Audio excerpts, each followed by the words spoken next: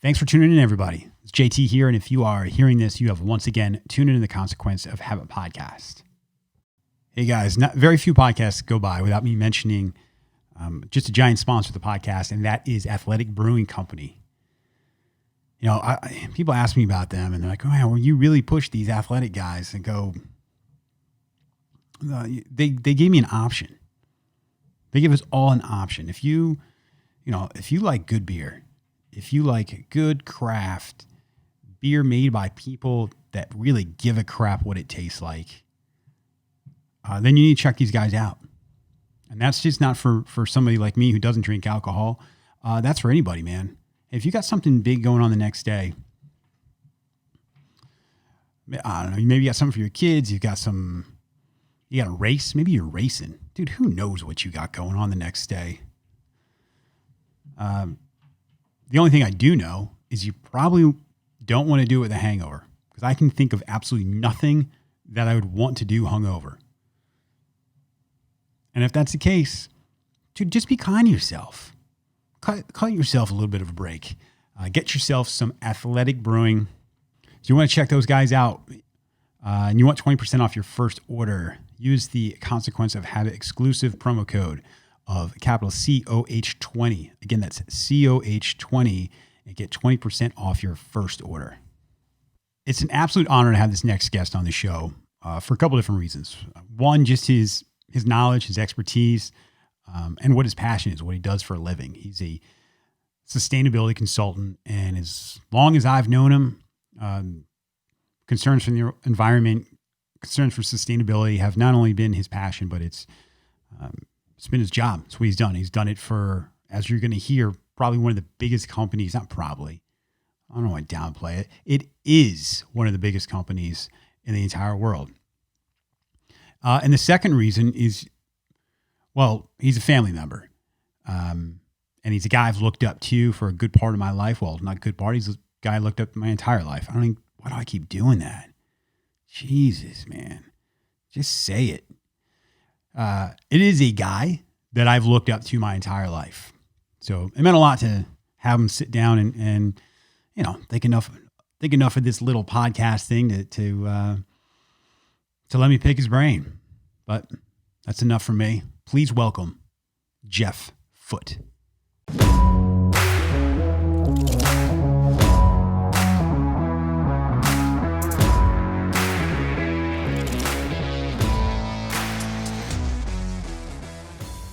All right, we are honored today to have Jeff Foote. And before I get this started, just full transparency, Jeff is my cousin. So I don't want that to take away from anything. And actually, I really don't want it to take away from the message that we're getting to. And that is going to be the consequence of habits.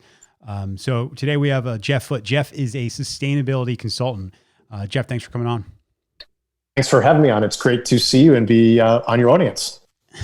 So, you know, one of the reasons I wanted to have you on is I had on Robert Swan, and we talked about, when we talk about consequences of habits, you know, there's physical things like, hey, you know, I get up, I meditate, or I stop drinking, or I did whatever.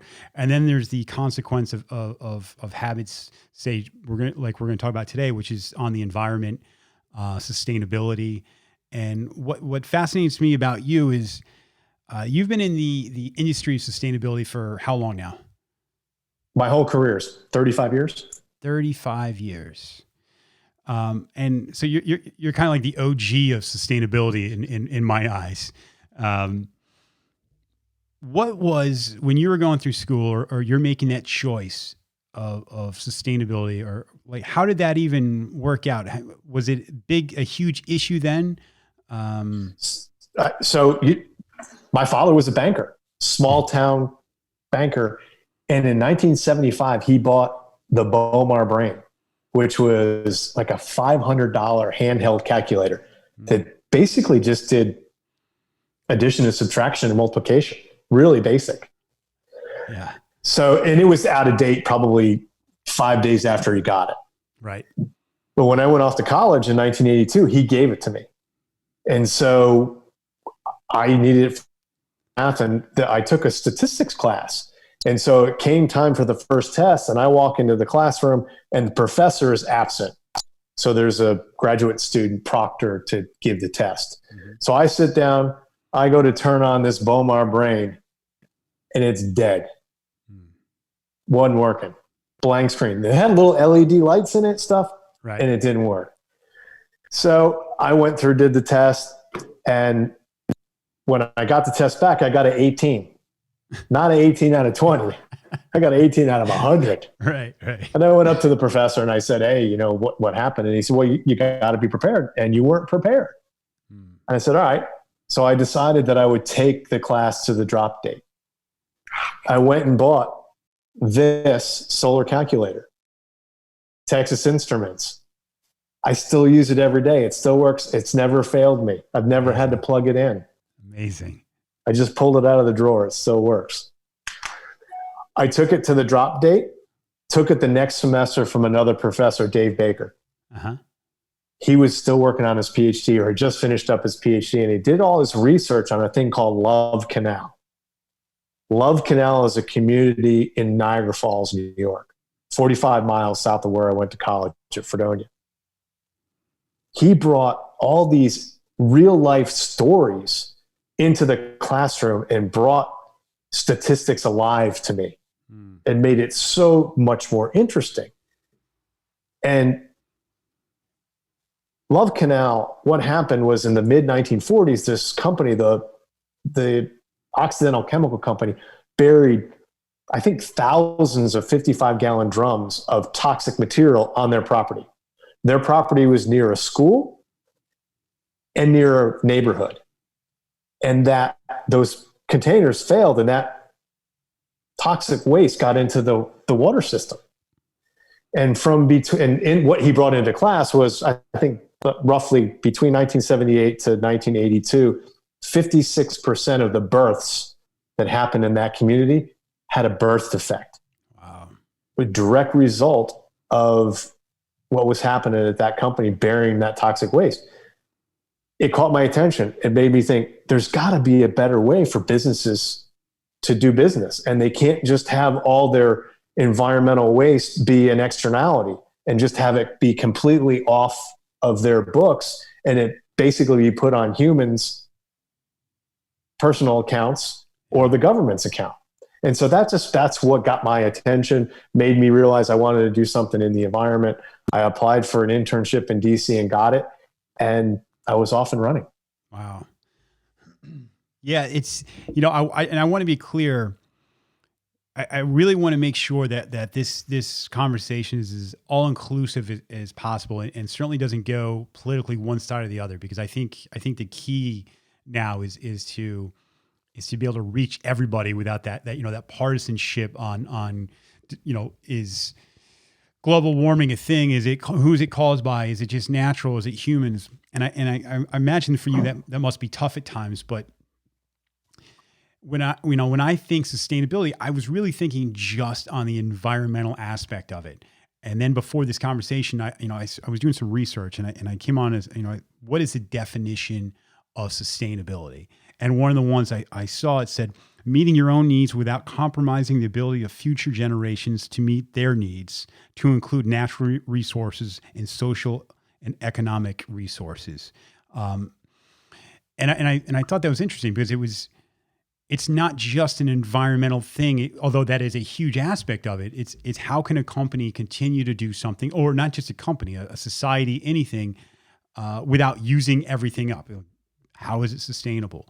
And even when we were going over stuff before this podcast a couple days ago, you mentioned, we can talk about the risks, and then what was the other word that you used other than opportunity? Opportunity, and that was something I hadn't even thought about. To me, I almost think of like the EPA that just overlooks things and says you can't do that, you can't do that, you can't do that, without actually analyzing. Oh wait, no, there's opportunity to do this in a better way. And yeah. you worked for one of the biggest ones out there. I mean, you worked for Coca-Cola for a long time. Was that program already up and running? What did it look like, and how did that change from the time that you got involved with it? Well, first, I'm going to give you kudos for finding which basically is the Brundtland Commission's definition of sustainability. That's the most popular one. I've heard Prince Charles say sustainability is keep something going continuously. Mm-hmm. And certainly sustainability is much broader today than just the environment. It does encompass women's empowerment. It does encompass equity and equality. So it has become much broader. My wheelhouse is around the environmental piece. And so 20 years of the Coca-Cola company, I started right before the Olympics in 1996 in Atlanta. And I was brought on to be involved in really the recycling side of things, and to increase the system's recycling, both internally in manufacturing, but externally as well. And very quickly, I got involved in issues like water stewardship, refrigeration, customer support, clean technology, and venture capital investing. So a really broad range of things at Coke. So I'm not sure if I answered your question. No, you did. You did. How much did that process evolve over the time that you were with Coke? It really did evolve quite a bit. It was when I started nearly a legal compliance. Let's make sure that the company's in compliance with laws. Progress to the company should have its own standards, and those standards, some cases, need to be more stringent than laws because of the value of the brand around the world. And just because Western Europe has, Germany, UK has really stringent laws, that doesn't mean that Coke can operate in other countries that have much less requirements and be able to actually continue to earn their social license to operate locally. So, hey, you meet this huge high standard in Germany, but you're way down here in India or in Pakistan. Right. That just doesn't fly for a big international company like the Coca-Cola company. So Coke had to start to really look at above compliance and look at its material impact with regards to its business. The number one ingredient at Coke is water. Right? Everything, so about 93% of a Coca-Cola is water. So you better care about water if you're in the beverage business. Right. Right. But so I guess to tighten this up, it's Coke really decided that it's a global company. It's got to take a global approach. It's got to be beyond compliance, and it's got to look at its what is their impact on stakeholders, and their stakeholders are their consumers, their customers, their investors, the communities that they do business with. Yeah. And all of those have different agendas. So it really, really does progress quite a bit with regards to scope and stringency and applicability around the world. Yeah, that's interesting because I think, well, did you come from this from a really organic thing of the environmental side of things. And I'm sure there's lots of people just like you that work for these large corporations that deep down you're not there to sell Coke. That's not your job, which is really the main function of a large corporation like that. But you're this other aspect of it. And it's like, how do we continue to do this?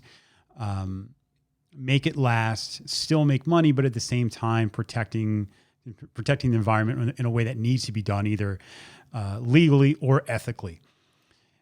So I'm going to disagree with you. There were two mindsets that I had at Coke. One is I was an owner because I own shares in the company and still do. Oh, that's interesting. Yeah.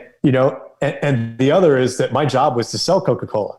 I didn't necessarily have lots of shots at selling to Walmart, but I had a portfolio, and what I defined my job to be basically was to help Coke sell more by using less and do it more profitably.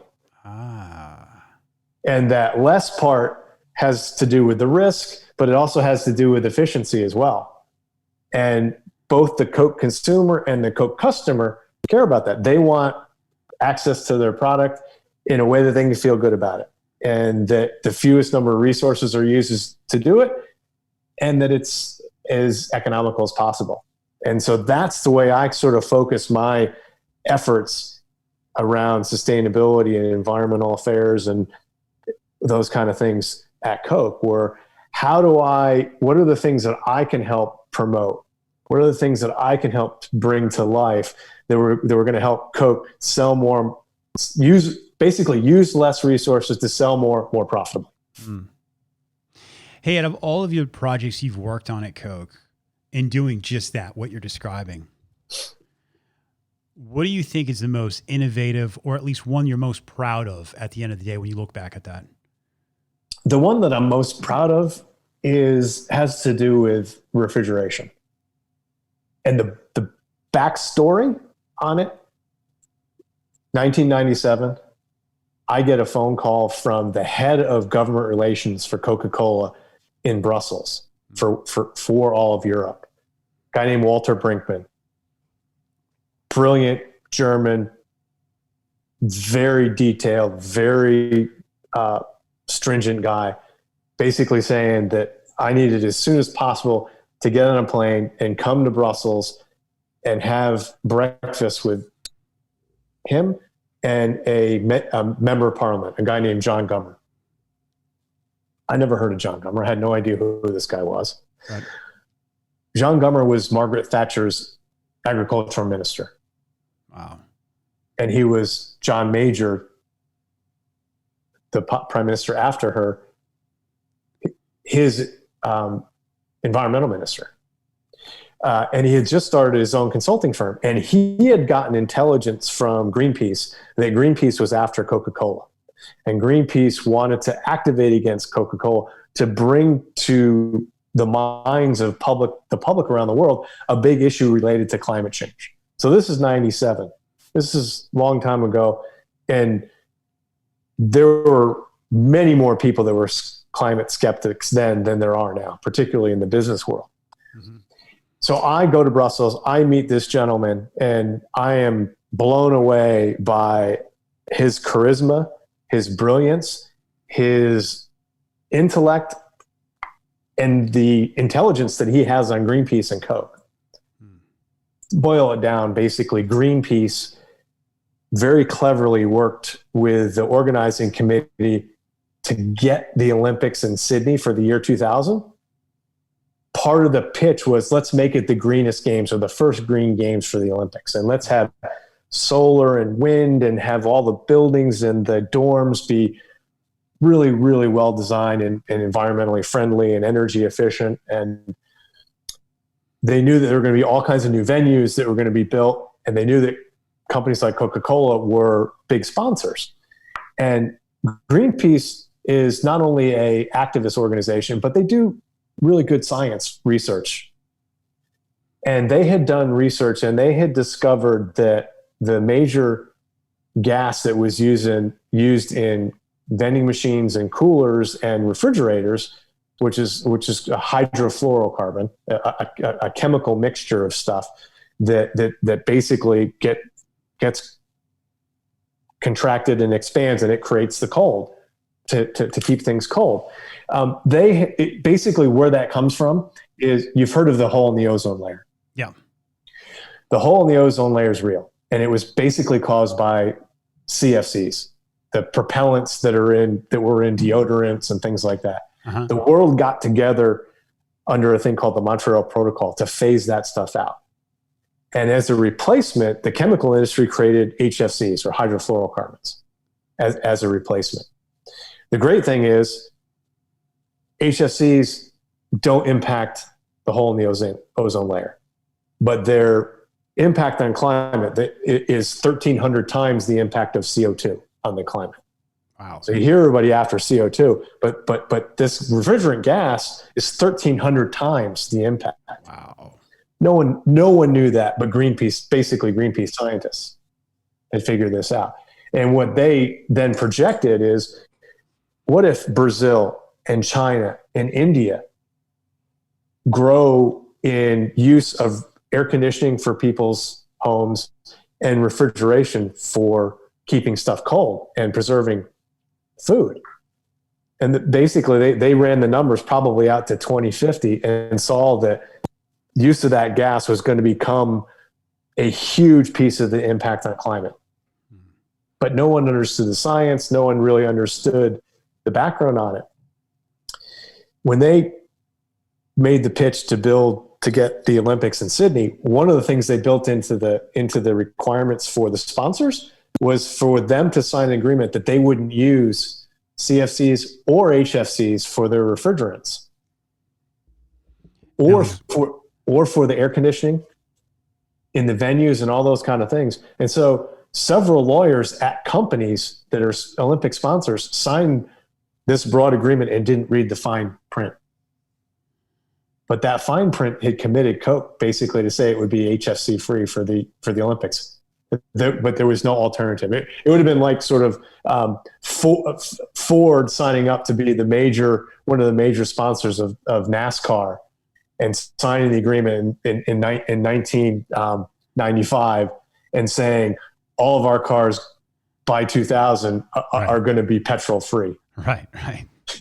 They never would have signed it if they had read that fine print. Because someone had to be fired after this. Somebody had to be fired. I don't think anyone was. I don't know that for sure, but I'm actually pretty sure that no one was fired. But the interesting thing was, we started to dig into it, and the first thing we learned was, JT, is that we had no idea how many vending machines and coolers that we had. One of the most important things with regards to sustainability is if you're gonna manage something, you got to be able to measure it. And if you don't know how many of something that's a major part of your business is out there, you got a broader business challenge than just what may be the environmental piece of it. So there was a really smart young engineer, and he's still with Coke, Ben Jordan, that I worked with, and Ben was tasked with going to try to figure that out. And so he did a bunch of research. I don't remember how long it took him, but he was able to figure it out that there were 7.5 million pieces of equipment out there. 7.5 million Coke machines. Yep. And they were a lot older than they thought. There was a lot more with CFCs in it than they thought.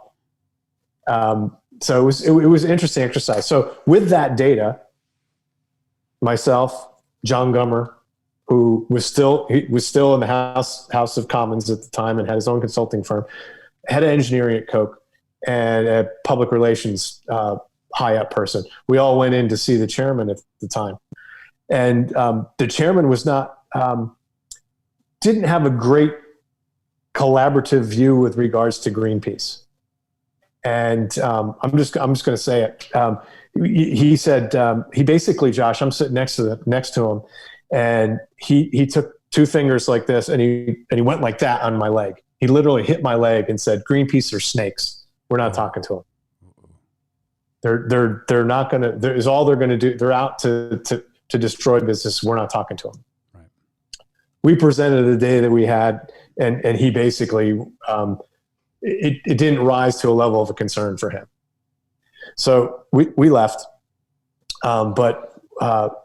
We felt that there was still something really important. So that head of engineering, that head of high up person in public relations, and myself, what we basically did was we worked together and created a contract with John Gummer's firm, Sancroft, to have us help create a strategy on this. What was going to be our defensive position? What options did we have to maybe play a little offense on this? Right. What was the real risk and opportunity for us?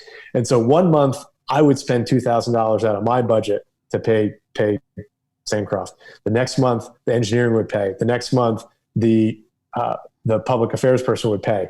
And we basically, what we were trying to do is keep this project down so low key that no one would notice that there was really too much going on. We wanted to really get the case together. And during that, so just to interrupt, so you're breaking the money up so it doesn't look, excuse me, it doesn't look like this large chunk of money just to stay off the radar. Yeah. Okay. Because we felt chairman doesn't like this. He's not going to approve any kind of big expenditures. We all had discretionary money that we could spend, but not enough for one of us to do it all. Gotcha. So that's what we did. I can't remember. Let's say we did it for 6 or 9 months. Mm-hmm. That chairman ended up leaving the company. A new chairman comes in. His name is Doug Daft. He's from Australia. Oh. He is very keen on the environment and also wants to make sure that Coke has a great presence at the Sydney Olympics in 2000. So we were able to get an audience with him pretty quickly. And he totally understood it. I think he was a teacher at one point. He understood the science behind it. He believed in it, that this was a risk for us. And he said, keep working on this to get a solution. And so we start talking to our engineers, and our engineers, we find out, know a whole lot about refrigeration and technologies that are emerging. And the first thing they basically said is, our vending machines and coolers have not been innovated in like 40 years. We deal with metal vendors, and they supply equipment. We give them specs, and we've been doing the same thing for 40 years. But there is technology out there that could make the equipment and make refrigeration with acoustics, with CO2, with helium, with butane, lighter fluid, or better known as hydrocarbons. So there are lots of different alternatives. With acoustics? Yeah, with sound. So somehow there's some way with sound that you're able to create refrigeration. They knew about it. It's not something that Coke pursued too much, right. But they dug really deeply into hydrocarbons, which is butane, right, CO2, and helium. Actually, a technology called Stirling, which was like over 100 years old, actually, that someone had perfected. And so we started to pull things together. Our engineers also pointed out a couple of things. If you look at the total global warming impact of a vending machine or a cooler and did all the math, what its life cycle impact is, mm-hmm. Greenpeace was after the HFCs in the compressor. But our engineers told us 75% of the HFCs that were being used in our equipment was actually in the insulation. Ooh. Used to blow the insulation. Greenpeace had no idea. The other thing that they figured out was that about 95% of the overall impact over the life of the equipment, even if all the gas leaked out, is the energy, the electricity that's used to run the machine day in and day out for 18 or 20 years. Yeah. That's the big usage. And we started having conversations around, okay, we haven't innovated, so what if we start innovating? What can we do? We can do better with lighting. We can do better with insulation. We can do better with fans. We can do better with compressors, all these different things. And they said, basically, we could work with our vendors and take 40 to 50% of the energy use out of new equipment. And it won't cost us any new money. That's huge. Then they said, basically, we could, for new equipment, we could change how the insulation is blown and get rid of the HFCs and do it in a way that won't cost us any more money, won't impact the insulation properties. Wow, that's huge. Yeah. The hard part was the compressor, that remaining 30%, and that's what Greenpeace was after. Well, we had a couple of conversations with Greenpeace. We started to pull this strategy together and got some really good level of interest from the chairman on it. And there was a big system-wide meeting in Lucerne, Switzerland, in this amazingly beautiful hotel. And we had gotten all basically the policy together of, okay, we're going to go public if we can convince the chairman of it that we're going to phase out of HFCs for the insulation. We're going to phase out for compressors at a later date, and we're going to make the equipment 40 to 50% more energy efficient, all over time, mm-hmm. and make this announcement right before the Olympics. So I was the person that got to present that to the chairman, basically on a break in the middle of a huge big business meeting with people from all over the world. And I went up and said, Doug, we think this is the right thing to do. Here's the key components of the program. We can do the insulation with no upcharge. We can do the energy efficiency stuff over time, no upcharge. But there will be a cost to the system for changing out for innovation on the compressors. Mm-hmm. Doug, I can't give you an exact dollar amount. I don't think that it's material truly. It's not hundreds of millions of dollars, but it could be $30 or $50 a machine going forward. But I can't give you an exact number. And he basically said, Jeff, don't worry. That's my job to convince the bottlers of that. And I was like, great. I was like, this is so cool. This is such an impactful thing. This is so ahead of, this is really progressive. This is really taking care of a huge risk, but it's also going to make, it's going to give us huge opportunity. It's going to make the equipment so much more environmentally effective. I walk out of this conference room and the president of Coca-Cola, Jack Stahl, grabs me by the arm and pulls me behind this massive pillar in this hotel. And he and I are the only one behind there. And he looks me in the eyes and he says, don't you ever bring a problem to the chairman without a full solution. And I just looked at him. I said, Jack, I gave him, I said, I believe this is the right policy for the system. I gave him all the data we had, but we just don't have the complete data. It's going to take years for us to figure this out on the exact cost. So I gave him all I could. And he said, you do not do that again. You cannot bring a problem without a complete solution. And so he walked away, and I figured I'm going to get sacked for sure. I'm done. My career is done with this company. But I felt at ease. I felt like I had done the right thing. I felt this is a really progressive, well thought out, right thing to do for the business and for the environment. And so I went out to dinner with some work colleagues that evening. I didn't say anything to anybody about Jack grabbing me by the arm and dressing me down. But I figured that by the time I got home to Atlanta, that would be it. Yeah. Well, the next morning, meetings are starting up, and I'm standing very close to that same pillar, and here comes Jack Stahl right towards me, walking towards me, and I'm like, okay, this is it. I'm done. He's gonna sack me. At least I'm getting it from the top, though. Like, this isn't some secretary. Yeah, exactly. Yeah, it's not HR. Sending me a memo. Right. I'm not getting it.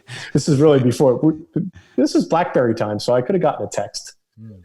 But he grabs me again, pulls me behind basically that same pillar, and he looks me in the eyes and says, Jeff, I apologize. I was wrong. Wow. You were right. And JT, I didn't tell anybody. And it wasn't like that this happened, in a group meeting. There were no witnesses. It was him and I. Nobody else saw this. And I didn't go whine into HR. I didn't call my boss to say, what had happened. I was still trying to figure out who to tell and when. And he apologized and he said, you've done the right thing. Amazing. I mean, this isn't the president of, I don't know, some small mom and pop shop, maybe a couple stores. This is the president of Coca-Cola. Arguably, I mean, it's got to be in the top 10 companies in the entire world, I imagine. Yeah. Amazing. Have you seen a transformation from that whole, when you say opportunity, because it's got to be a constant balance. And I don't even know if this is a good comparison, but like a car company has to decide. Actually, scrap that. That's a shitty comparison. When you look at profit versus ethics, or what we're willing to do for the environment. I mean, there has to be a ratio in there that's acceptable. Has that changed as we're seeing more and more climate change? I mean, today is, what is today? Today's the 14th of September, 2020. There are record-setting fires. Every year we're seeing more and more extreme weather. I don't care what side of the house you fall on who you blame or don't blame, you cannot deny the fact that we are seeing more and more extreme weather. I live in Delaware, and we've had roofs ripped off houses a month ago for tornadoes. I mean, it's nonstop. So getting back to the question, have you seen over your time that, I don't know, say if it's leeway or where companies are willing to put more money in as things are progressing towards extreme weather? I'll lead off by saying that there's been some incredible innovations in technology that are bringing the costs way down. Okay. That's allowing companies to say, the return on investment time is shrinking. The technology is getting so much better that I'm willing to take money that I used to put on new manufacturing, I might have put on new marketing, that I can get a nearly as good return on investment now on the energy side by doing more on the efficiency and the renewable side. So yes, that's happening. It's not happening fast enough. Yeah. Part of that drive has been from government incentives to make it more attractive. That really helps. There's been great progress, but there's this term of going after the low hanging fruit. Mm-hmm. That really translates into what are the easy things that I can do to drive efficiency that aren't a big capital cost that I can do. And companies spend a lot of time doing that, right? The problem with low hanging fruit, I've heard people say, is it grows back. So that you haven't really addressed, you've done some efficiency things, but you haven't substantially changed the way you use energy. And so you've maybe made it a little more efficient, but you grow, and as you grow, you're still using more energy. Gotcha. So just changing the light bulbs out or something like that isn't enough. Like is that you tell me? Is that an example? It's a good thing to do, right? And it looks good. You should be able to get better quality. You should save energy. Now it's getting pretty close. One of the challenges are, though, that companies have great procurement people that are designed to go get the cheapest product, right? That works really well. And they usually don't talk to then, though, the person that actually has to do maintenance on that product, has to do repair on that product, or has to pay the power bill on that product, or has to pay for it to get it thrown out at the end. So there's this disconnect still in a lot of companies where the life cost of something isn't really always taken into account. One of the biggest savings of going from a fluorescent to LED in a business standpoint is, the maintenance is way reduced. Yeah. If you're in you've got warehouse with all kinds of fluorescent tubes, or 25,000 square foot office building with all T8 or T5 fluorescent tubes, you're going to have to pay for somebody to change those things out. Wow. And if they're on staff, it's expensive, or if somebody's got to come from somebody else, it's going to cost you $150 to change out a tube, probably. So there's a huge savings on the maintenance side. And people are just starting to get that. So that all helps. But if you're able to generate your own power to start with, that's really great. But I think it's important for me to say that anybody, any business, even at home, if you want to reduce your impact on climate change around the energy stuff, go after the efficiency stuff. So reduce your usage, and then go to see what your alternative is around how do you get out of the petrol, or how do you get a much lower emission type thing. Hey, how do you see large companies, as things get worse, like I was saying with extreme weather, how do you see these large companies pivot and change their ways of doing things? Is it going to be government mandated? Is it going to be, an internal thing? Like you were saying, like a global company like Coke has to have almost like a set standard across the board. How does that look? How does that even look in your eyes? So some of the biggest drivers are our investors. So if you work for a big publicly held company, your Fortune 1000 company that's publicly held, institutional investors are really starting to be concerned about what are your risks, what are your impacts on climate change, and they're starting to ask: Do you report? Do you report what your emissions are? Do you report what your risk is? And are you doing something about it? There's this new term called ESG. It's environment, governance, environment, social, governance. Those three categories, and that's really now sort of caught the eye of the big investment firms and institutional investors. Whether it's the state-run pension program that's got everybody's retirement money at the state of California, they invest in big companies like Coke, and they have influence. And so they're raising questions about what are big companies doing around climate? Because they can say, we're not going to invest in you anymore if you don't step up. So there's that. Then you've got your customer base. And when I say customer base, the people that sell your stuff. So the Walmarts, the Amazons, the Krogers, the Publix, the McDonald's, the Burger Kings of the world that are selling products like Coke, they're having stronger and stronger expectations with regards to where did this product come from? How much waste was created to get it here? Is it easily recyclable? Is it going to cost me more? How do I get those costs out of my books and have the supplier deal with it? So you have a big demand from the customer standpoint pushing things. Then you have the consumer. Consumers are more and more wanting to know, where was the coffee bean grown for this cup of coffee that I bought? Right. And how much could the person that picked this bean, could that farmer afford this cup of coffee? What are the conditions like? What happens to the quality of soil in each growing cycle? Does it go down? Does it get worse? And what are they doing? What is the coffee company doing to stabilize that or improve the quality of the soil? So those are big drivers. And then of course, government. Government's a huge driver. Local, federal, and international on these.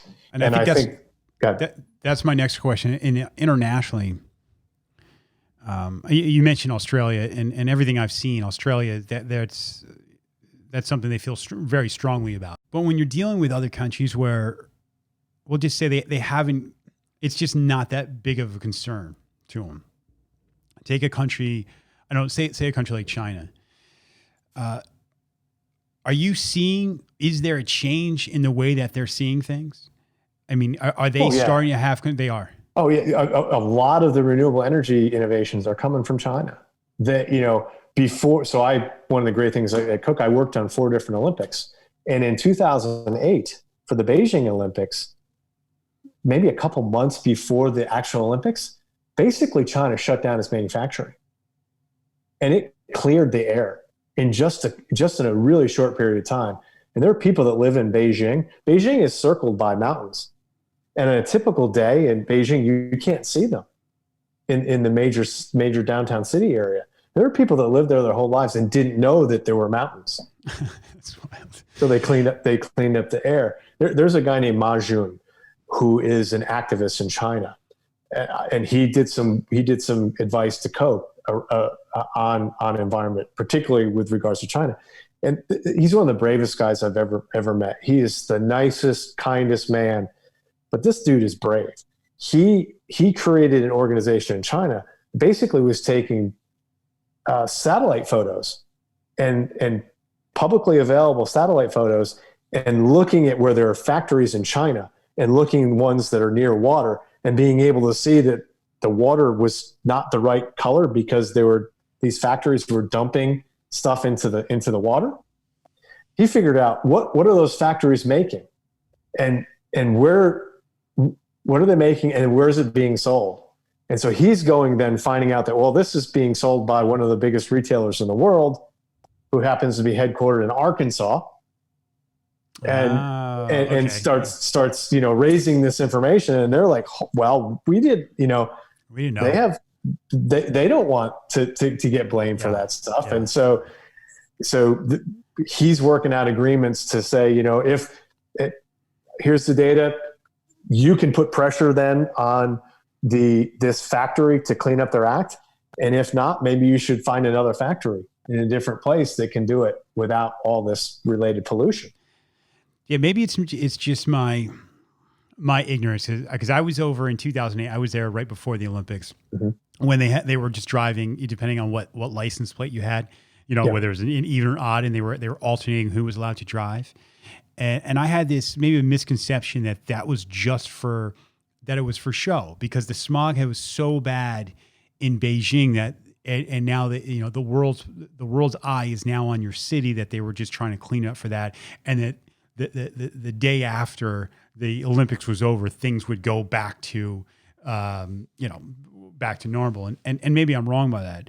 I always think that, right or wrong, you've got the Industrial Revolution in the U.S. and we did whatever it took, right? We were able to burn as much coal, make whatever we're going to make to build up to what we've got.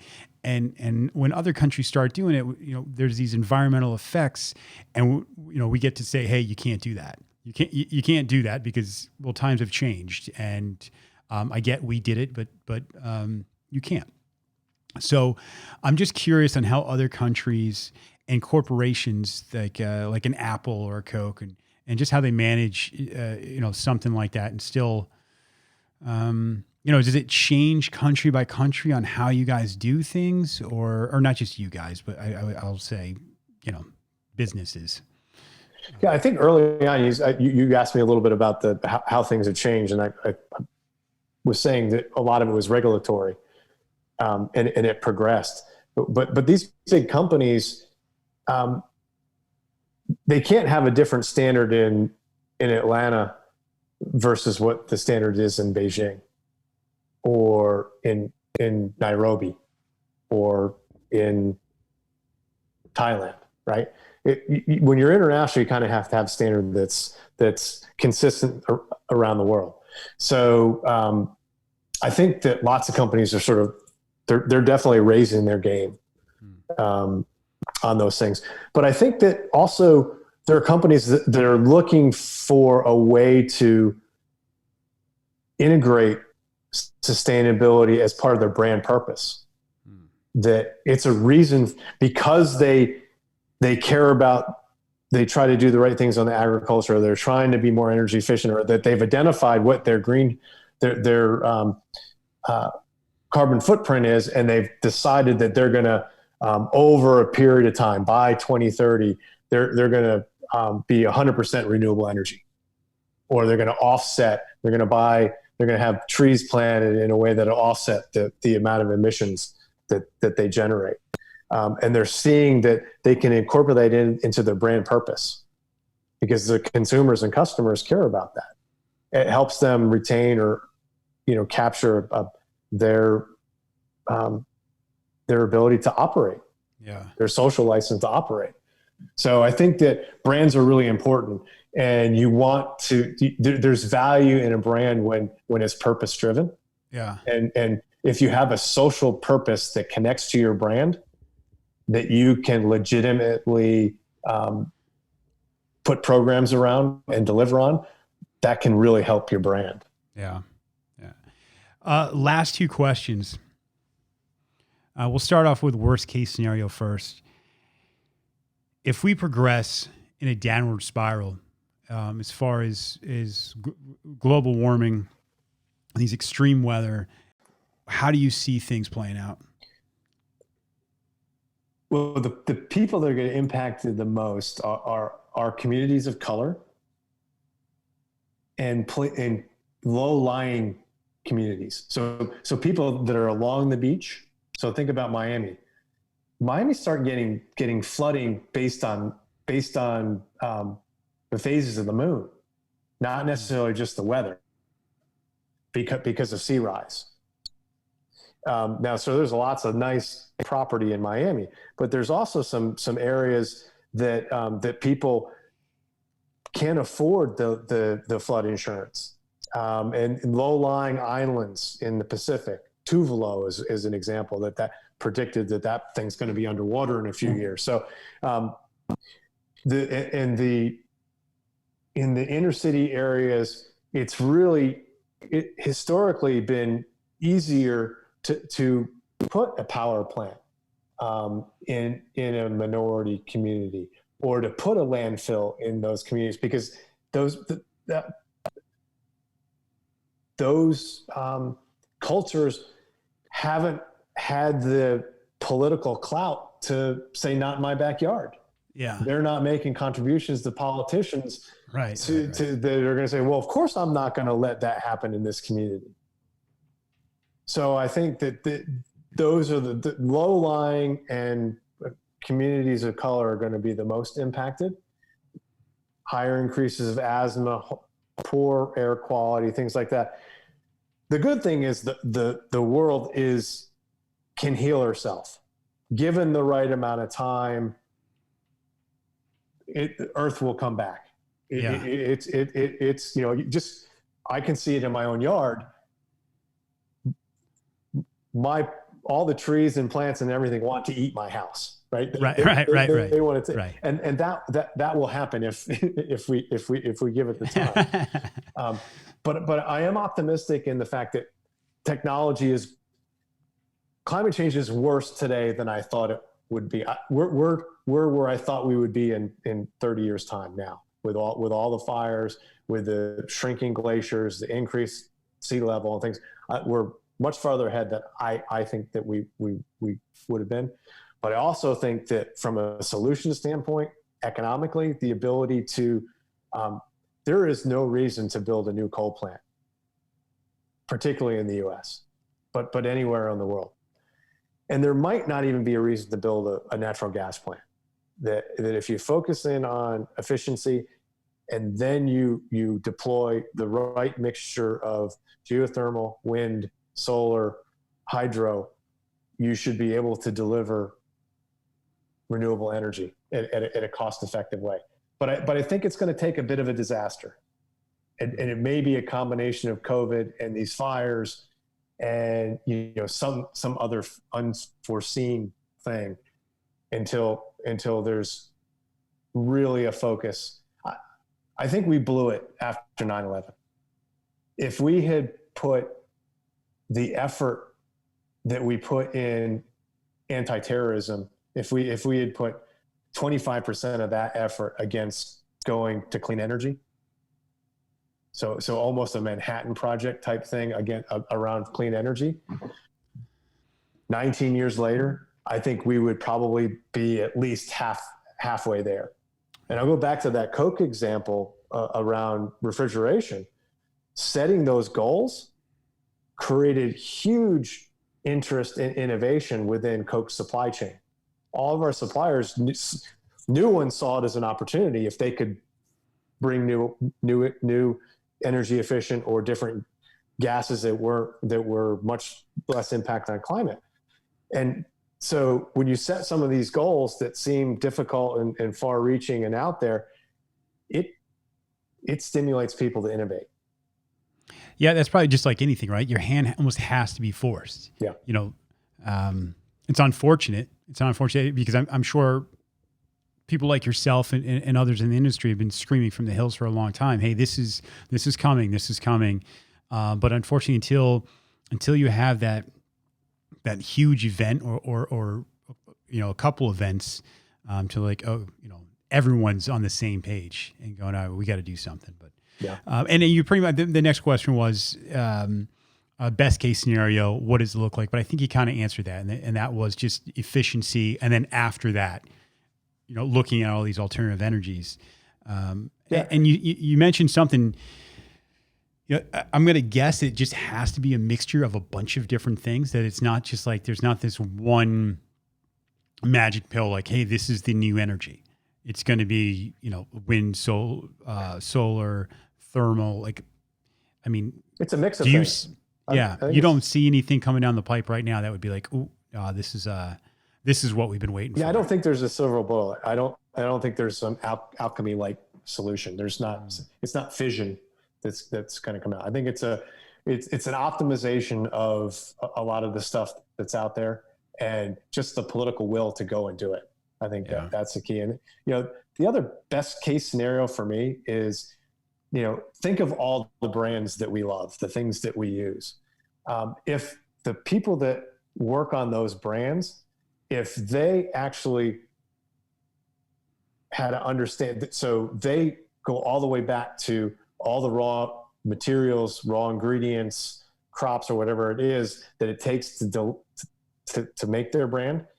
So from the extraction from the earth to the manufacturing, to the distribution, to the retail, to the use by the consumer, and then the afterlife. If the brand people start playing a role all the way along there, and they're looking at how do you optimally do that in the way that it's the least impact on Earth, makes it the safest, most durable, high quality product or service, and you've gone through the whole life cycle of the product, man, we're going to be in such better shape. Yeah. Yeah. Do you think the global pandemic is actually the amount of people working from home and not traveling as much is going to have an impact? It definitely has. I mean, with my cycling, I can feel that the air is a bit better. There's certainly less cars out there. So it's definitely helping. There's a missed opportunity that's happened, though, is that a lot of the buildings that have so many less people in it haven't gone in and figured out their systems properly. So they're still running a lot of the lighting and air conditioning and stuff as if the building was full. But they're only at 5% capacity or something. And so I think a lot of organizations haven't capitalized on that opportunity. Yeah. So there's a huge less on the roads. And I think that will continue. I think a huge percentage of people will continue to work from home. Not as many as today, but I think it'll still be a huge percentage. But it's still not too late to go back and look at all these structures and say, what can we do? How do we change these? Do we need all this space? Do we need all these systems running? How do we change that? Yeah, I mean, I thought the same thing. I was getting ice cream with my wife, and there's a Verizon store that's closed right now, and it's like the sun in there. I mean, there are so many lights. It's blinding, and they've been going since March. Yeah, and it's been closed. Yeah, and that's bill. That they're paying that bill. Right. It's a waste of money. You're talking about opportunity, right? There's an opportunity. Save some money. Yep, for sure. And I think that's it. I did have one last thing. Is there any everyday product that you see an innovation coming down the pipe, like say an aluminum can or I don't know, just something we use every single day that you wouldn't normally think of that you see a change coming that could really make a substantial difference?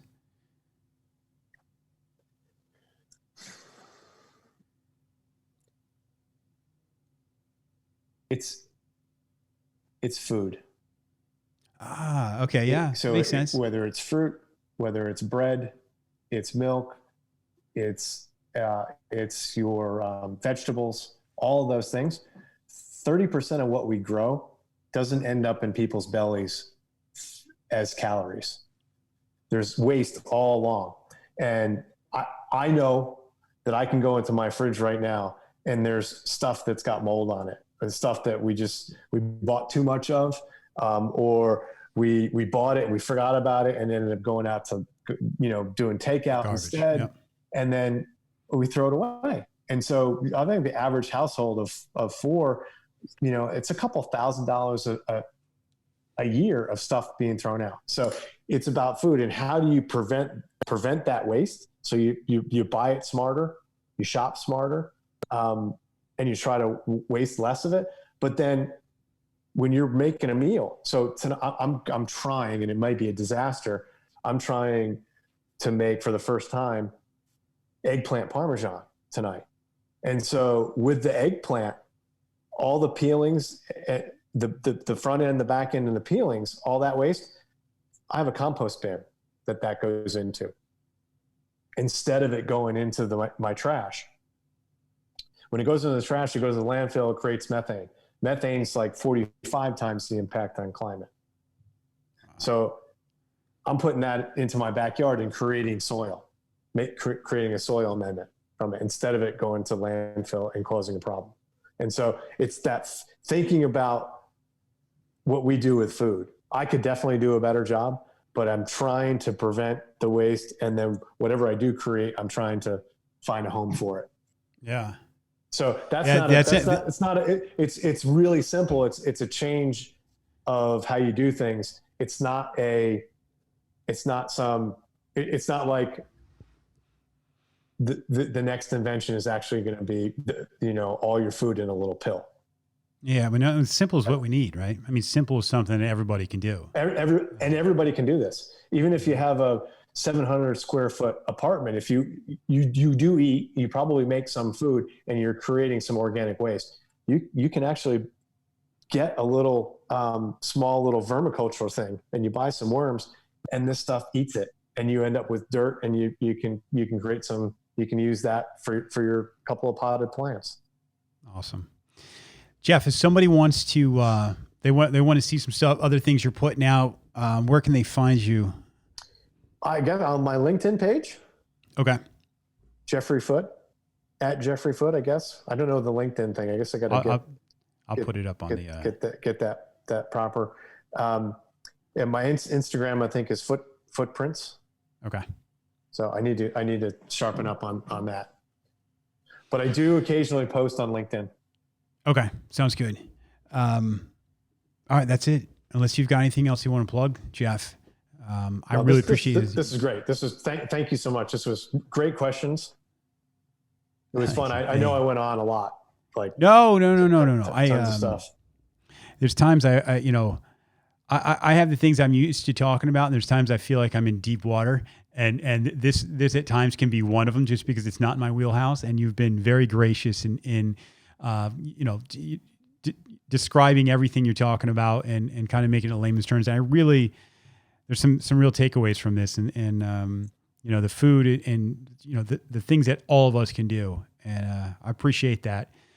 Jeff, we're going to have you back on, man. And awesome.